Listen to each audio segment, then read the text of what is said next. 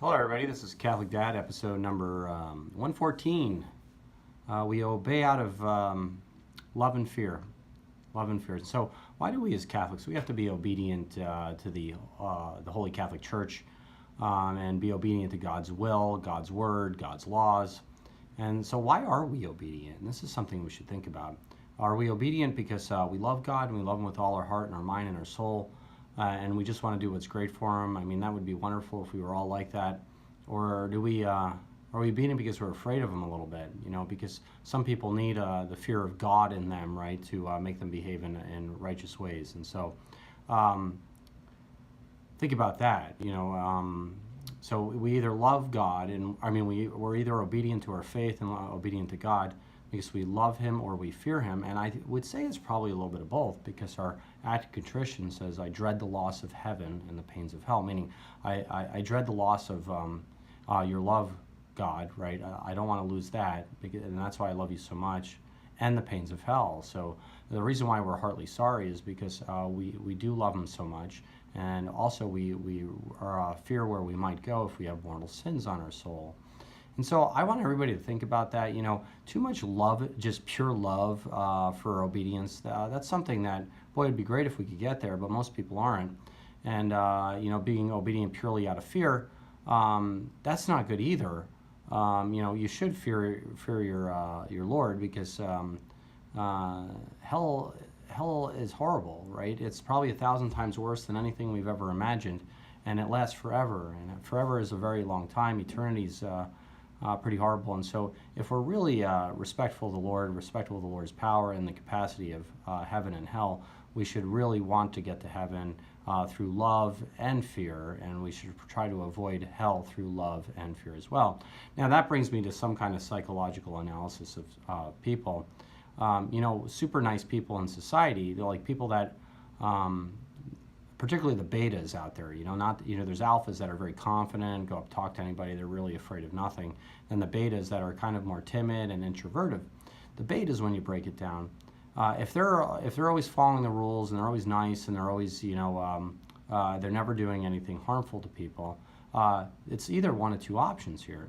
Either, honestly, they love everybody so much and they're genuinely virtuous people, or they're fearful of having conflict, and therefore they're just trying to avoid conflict. And that's something that everybody should bear thinking upon with regards to themselves. Like, do they act in accordance to God's will and accordance to God's the church because they love everybody so much, or are they kind of afraid to get in trouble? Like, because if you're afraid to get in trouble, that's something that's good to know in your mind. Good to know up here. And the reason why that is, it's easy to go through society when you have a whole bunch of food to eat, you have warm housing, warm clothes, warm everything else. But there are times in history where things got kind of desperate.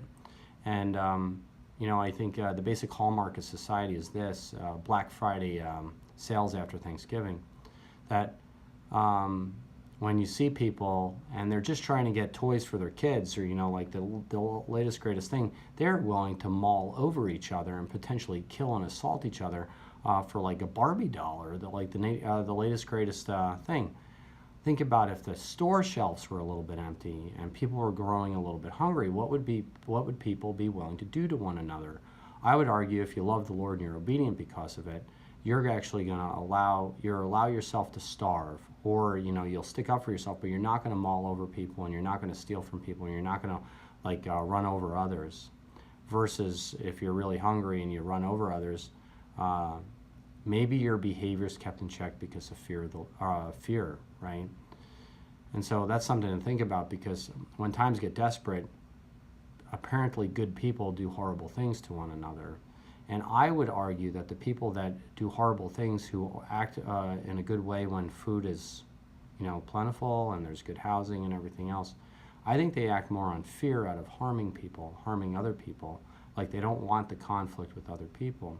And if you happen to be aligned that way, you act in a good manner, not necessarily because of virtue, but you act in a good manner because of fear. And this is important to know, because, there were ordinary people that were Nazi prison guards. There were ordinary people that became Soviet police state people.